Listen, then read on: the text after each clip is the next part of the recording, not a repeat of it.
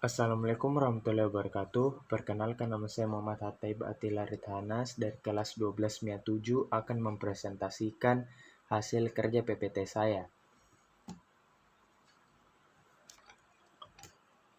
PPT saya berjudul Pendidikan di Indonesia. Pendidikan di Indonesia adalah seluruh pendidikan yang diselenggarakan di Indonesia, baik itu secara terstruktur maupun tidak terstruktur. Secara terstruktur, pendidikan di Indonesia menjadi tanggung jawab Kementerian Pendidikan dan Kebudayaan Republik Indonesia atau Kemendikbud. Dahulu bernama Departemen Pendidikan Nasional Republik Indonesia atau Depdiknas. Saat ini, pendidikan di Indonesia diatur melalui Undang-Undang Nomor 20 Tahun 2003 tentang Sistem Pendidikan Nasional.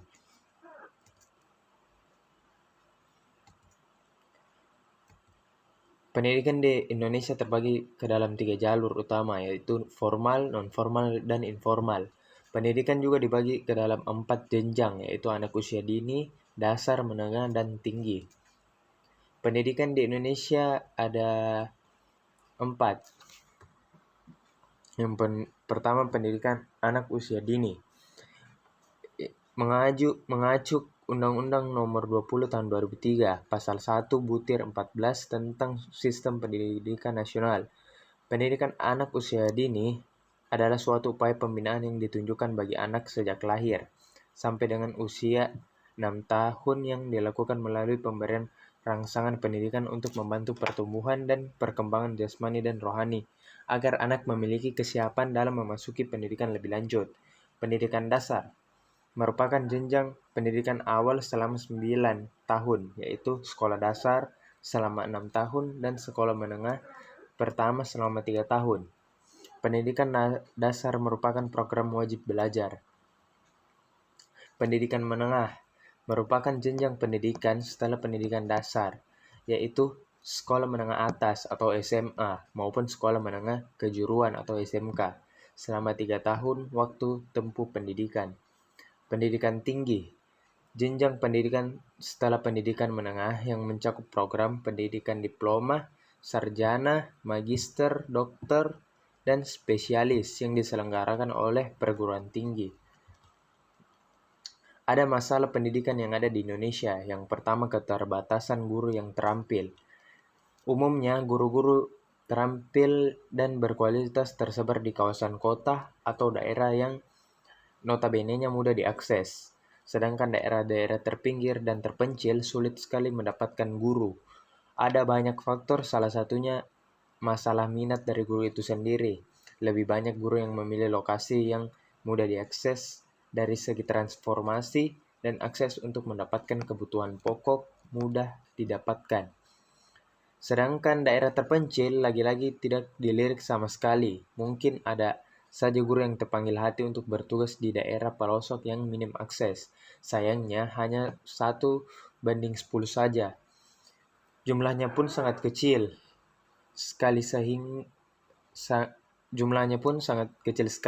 sehingga wajar saja jika terjadi kesenjangan tenaga guru terampil di pelosok dan di kota.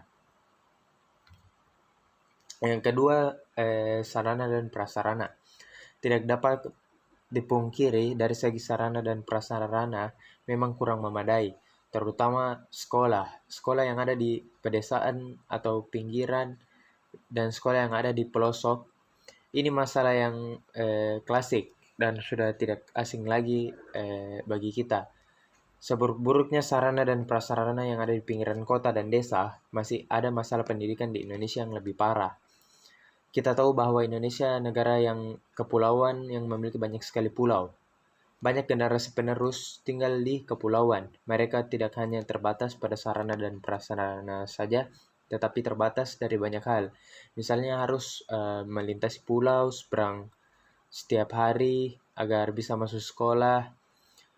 Hidup dengan keterbatasan koleksi buku karena tidak terakses dan tidak terjamah.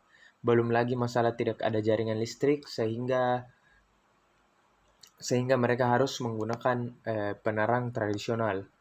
Padahal sekarang sudah era globalisasi, bahkan dunia teknologi yang serba terhubung dengan dunia luar tetapi masih ada daerah yang belum terjamah di tanah air kita, maaf. Yang ketiga itu mutu pendidikan yang rendah. Masalah pendidikan di Indonesia juga terletak pada mutu pendidikan yang rendah.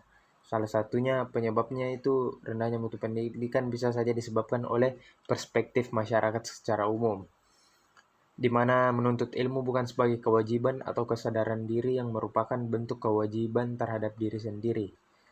Yang kedua, belajar kewajiban setiap masing-masing individu sebagai bekal hidup dan bekal untuk bertahan hidup dari rasa lapar. Sayangnya, belajar sebagai kewajiban kini bergeser menjadi mencari pangkat, gengsi, dan mendapatkan gelar. Banyak yang berbondong-bondong mengejar statistik atau pengakuan, tidak mengejar esensi dari pembelajaran itu sendiri. Apalagi versi saya, kita fokus mencari wadah ember yang bagus, lupa fokus untuk mengisi ember tersebut. Mutu pendidikan bisa tinggi jika fokusnya terletak pada isi ember, bukan pada bentuk ember. Mungkin itu saja PPT yang bisa saya sampaikan. Jika ada kesalahan kata mohon dimaafkan. Sekian dan terima kasih. Wassalamualaikum warahmatullahi wabarakatuh.